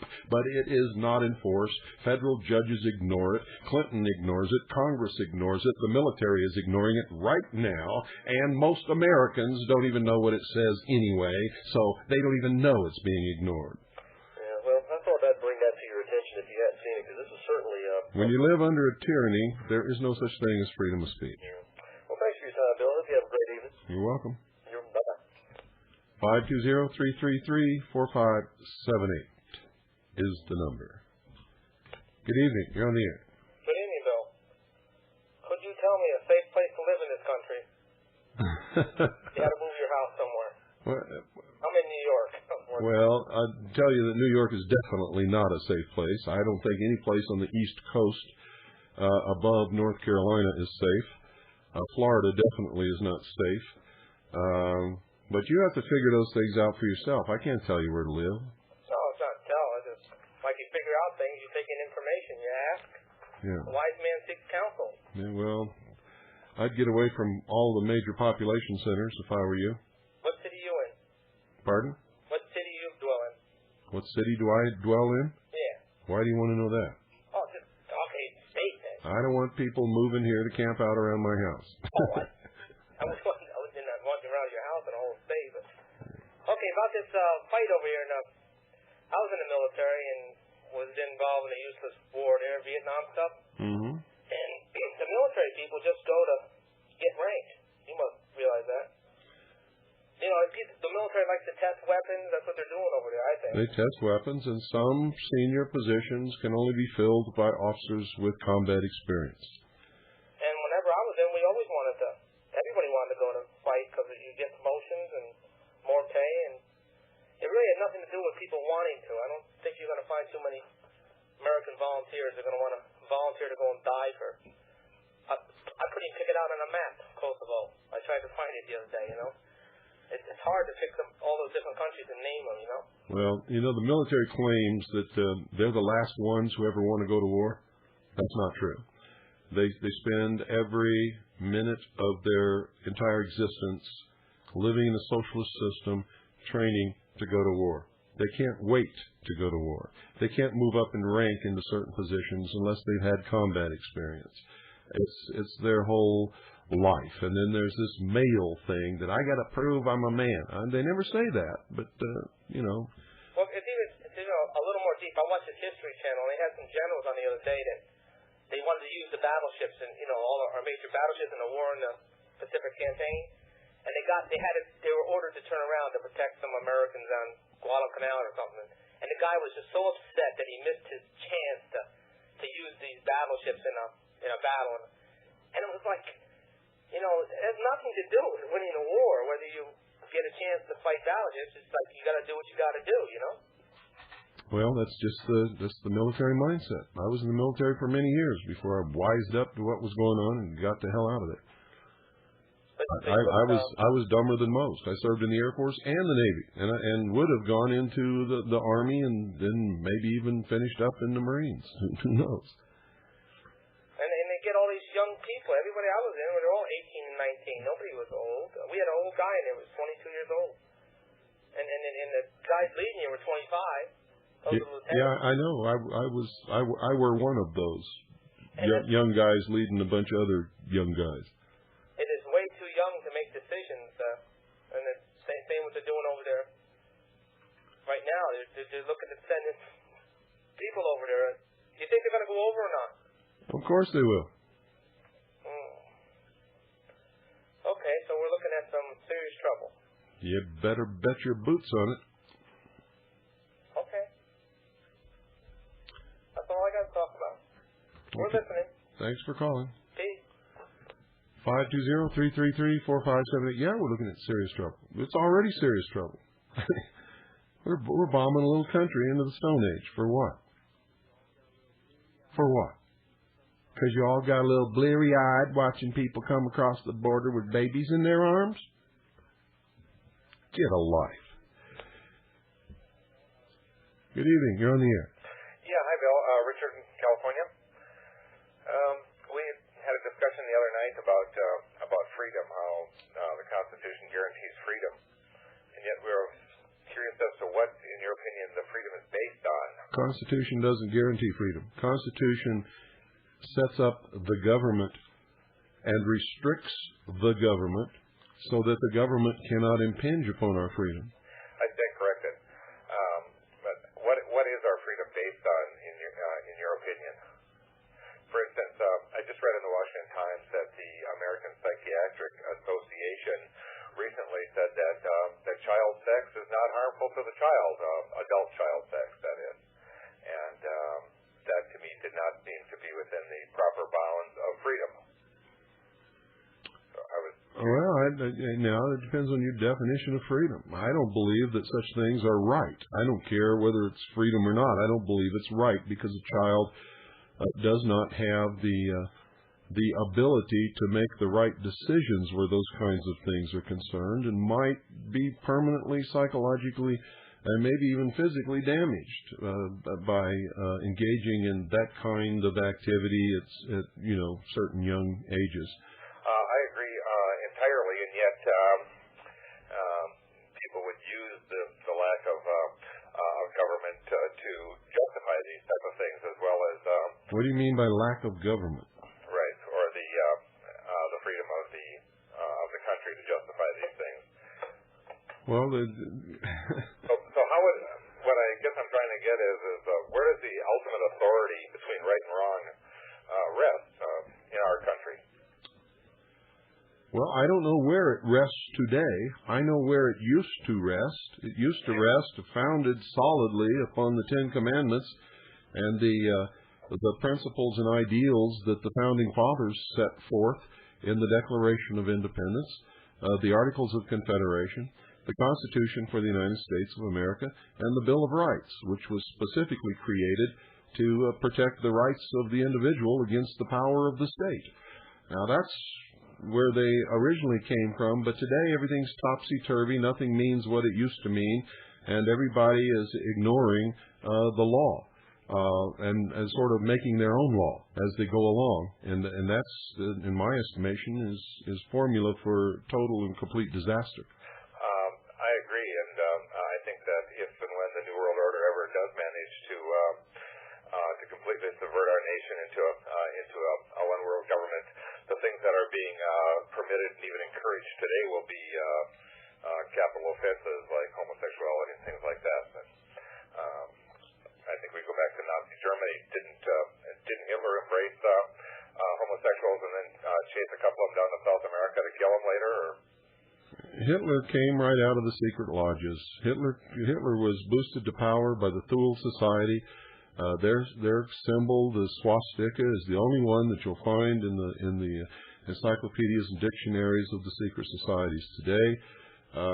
The whole philosophy of Germany in the 1930s is exactly the New Age and New World Order philosophy that's being expounded today. It's no different whatsoever, and the New World Order is going to be more terrible than Hitler ever dreamed of being.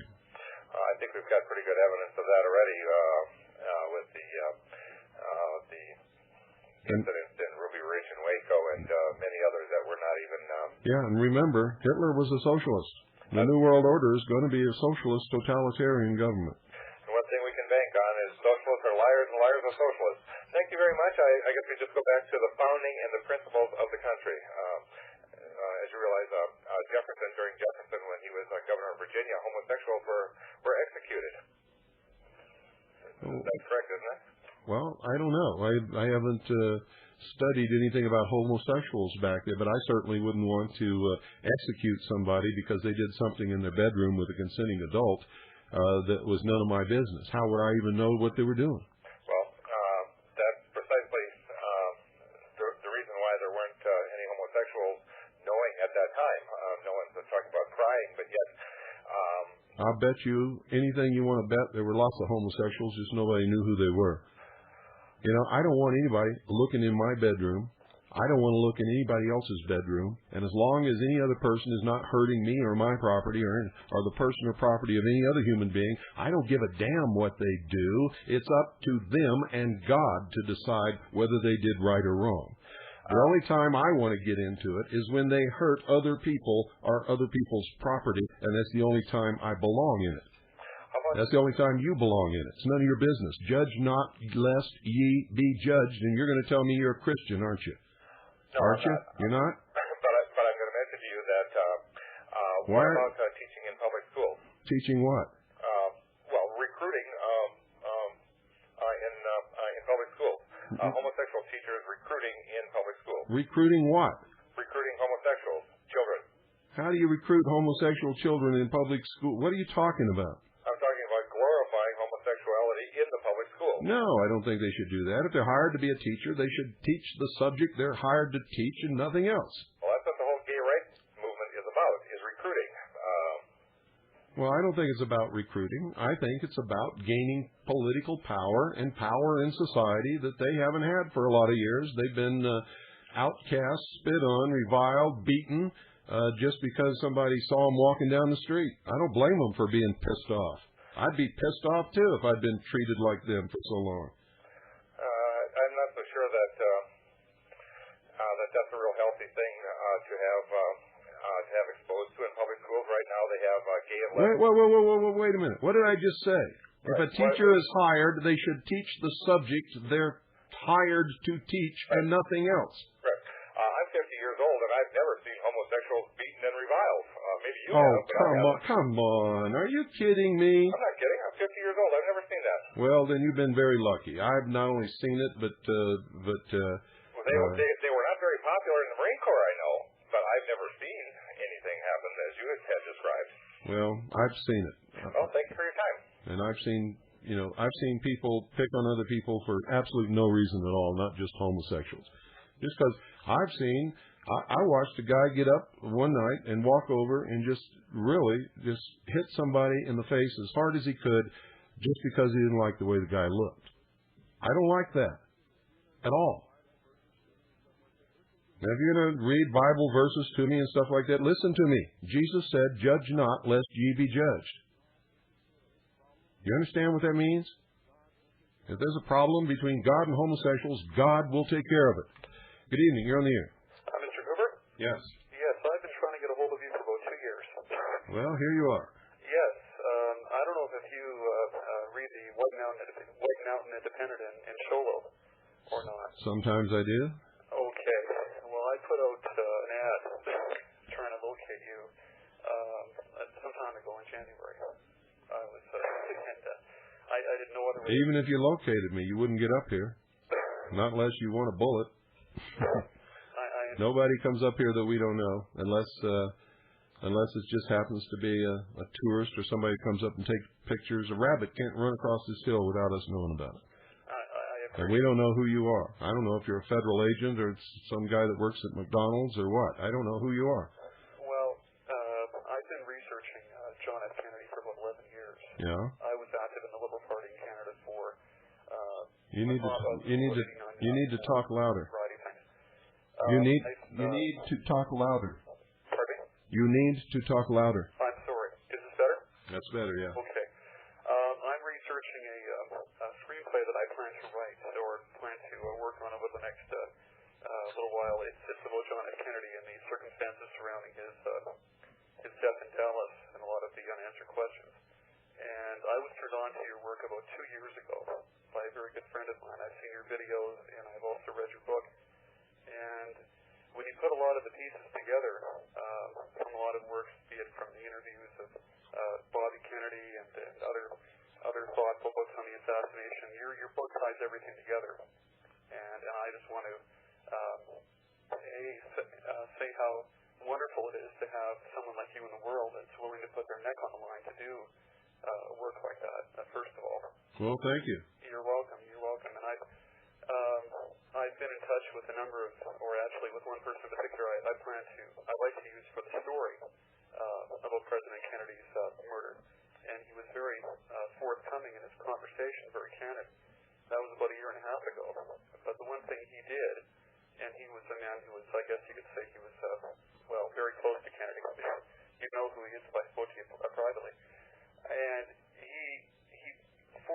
think. You know, there's a lot of material out there. There's, you know, endless books and everything. And yeah, most of them designed to confuse the issue and lead you away from any relevant truth.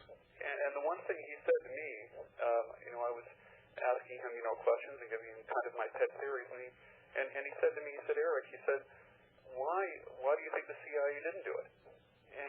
And coming from a man that close to President Kennedy, it blew me away that this man would be so candid on the telephone with me. But he forced me to think, and we had a couple of good devil's advocate sessions over the telephone, and that forced me to really go into my research, and that's when I got a hold of your book a number of months later, and a great book by Kenny O'Donnell, which I don't know if you've read it, Johnny. We hardly knew you.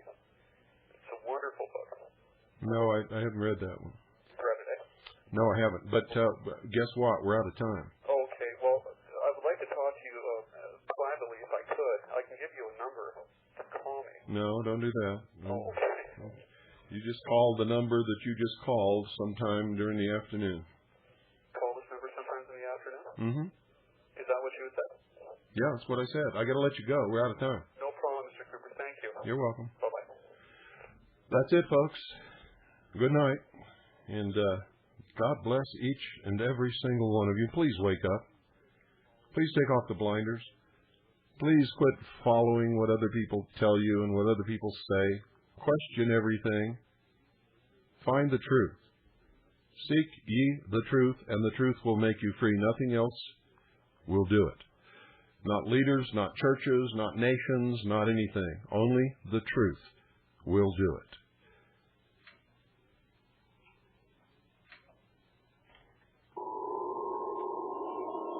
All of a sudden, in the middle of the night, there's a loud knock on your door.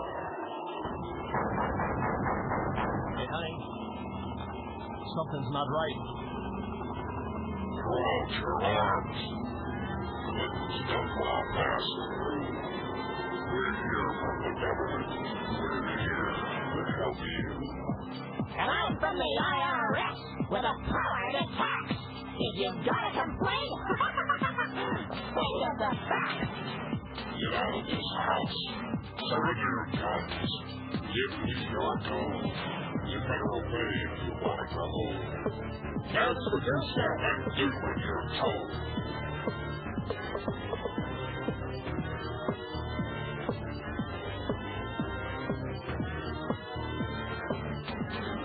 Hillary Shalala, Reno Janet Dyke, reading the words of General Albert Pike, demonic founder of the Ku Klux Klan, engineer of the Masonic Master Plan.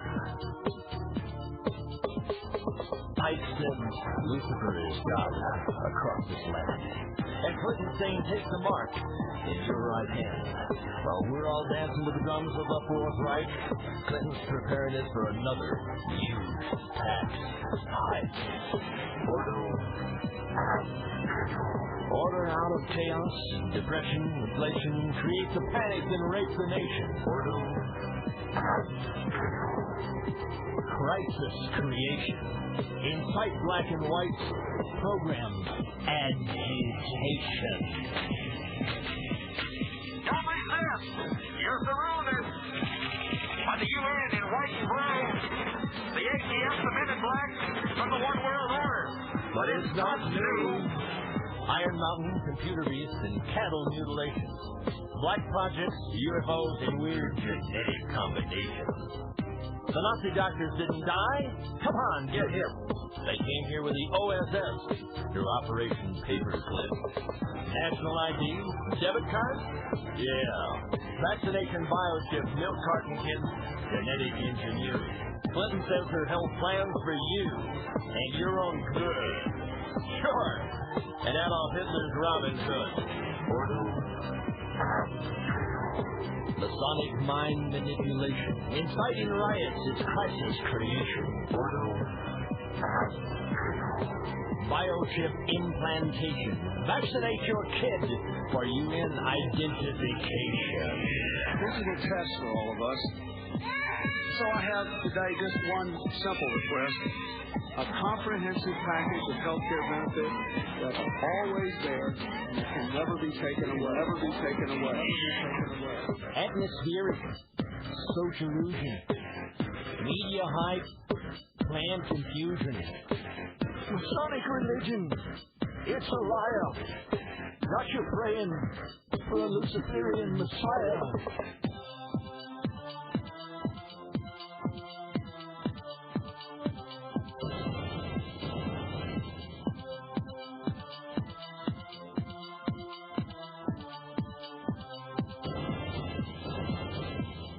The Illuminati thinks that they're enlightened, that they're to be the gods of Earth, born of incest from the sons of Satan and their sisters in satanic birth.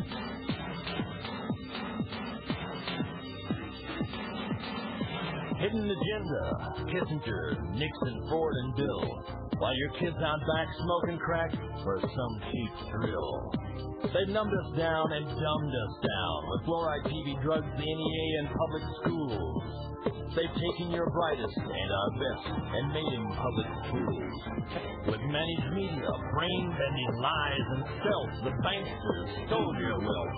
Johnson, Bush, Carter, Reagan, Gore, and Dan, they've all been pushing pipes, Masonic master plan.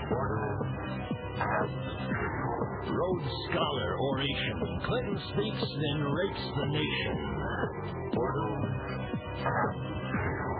Luciferian subjugation, New World Order, Illuminati coronation, mass media, grand ovation, orders of the quest, think they're superior, they think that they're the best.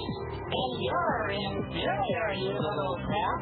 Skull and Bones, Scroll and Key, Knight Templar, Harvard University, they're the Faustian fraternity. Knights of the Golden Circle, Ancient Order of the Rosen Cross, CFR, Albatross. In both parties, Rockefeller's boss. MK Ultra, ISA from the OSS to the CIA. Mass murder, it's a game they play. Galileo, NASA, Jupiter, Plutonium 2000, dual sun. They'll call it Lucifer for fun. Pyramid Giza, Hitler called it the Luciferian Millennium. 1,000 points of light. Lava Rome, Thunderdome, Isopar, Lucas Cut. If the UN lives, y'all don't bow. Wake up, stupid, and read the scoop. Mullen, Sutton, Driven, and tune in to Coop. Come paranoid, you say. Bohemian Grove, Beverly Hall, Lord Betraya, they want it all. Yeah, they want it all. Kissinger, Gingrich, Army, Buckley, Dole, New World Order, authoritarian control. Counterfeit. That's